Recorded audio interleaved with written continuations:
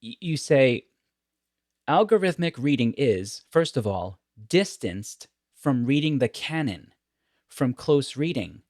Now, in terms of the discussion of canon, my original thought when I read that the first time was, well, wait a minute, this might be a good thing because, we tend to cement certain people, even in sociology or in my field, early American lit. In that field, Herman Melville tends to be cemented as part of the early American literature canon. But what if algorithms could figure out that, okay, more people right now are actually reading Catherine Maria Sedgwick, let's say. And therefore, this idea of canon, which sometimes becomes a source of contention, algorithms could possibly help us to figure out, well, maybe canon is fluid and we can move in and out of certain spaces. But by the end of the book, I kind of changed my mind on that a little bit. And I thought, well, wait a second. I'm not sure I like the idea of algorithms telling us what canon should be. I think that's something that we need to grapple with and argue about at times with each other because of the many reasons that you cite, that the algorithms are not really putting in any work.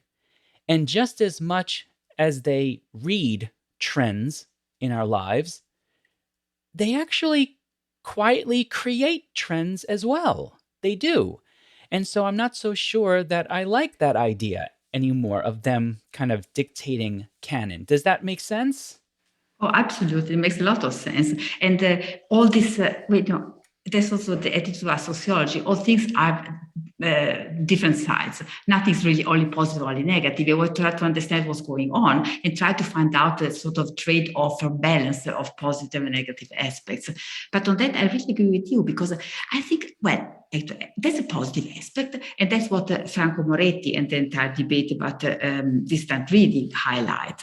That we are actually the canon is needed because you want to talk about literature, what is needed for human beings. You cannot read everything what was produced, even referring only to the printed press. There is, of course, it's overwhelming.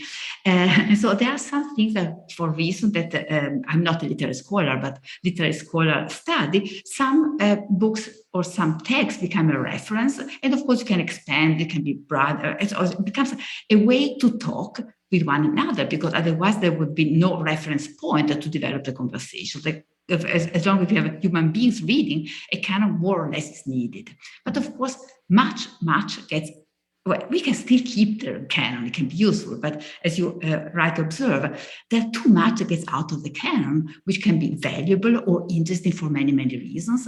And algorithm can help us extend the perspective and see things that the human eye couldn't see for many limitations that we have. So it's actually, I can understand that for literary scholars, it's a really exciting perspective, which has to be combined, of course. The idea we still have to keep reading books, and but actually, yeah, because we have to understand. I would say reading books is communication. This activity is not really communication, but can help us develop a different way to communicate, a different way to read the books that we read with a broader perspective and so on. So I think it's productive in a sense, even if it's not necessarily reading. But then I also share your worry because, well, the machines of the creativity work and what are we doing now? And that's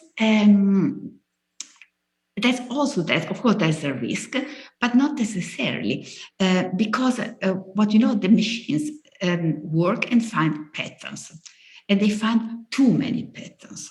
They find an overwhelming quantity of patterns that often are labeled as spurious patterns, which is a spurious label actually, because it's spurious for us. Something spurious if we don't understand how it came about. But of course, if it's there, what is spurious or not? Spurious what we don't understand. So, but actually, the selection then is made by us because of this. All these patterns. Think out the distant reading.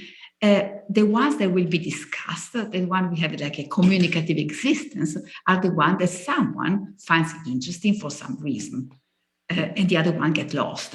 So this scholar says that again, it's like irritation.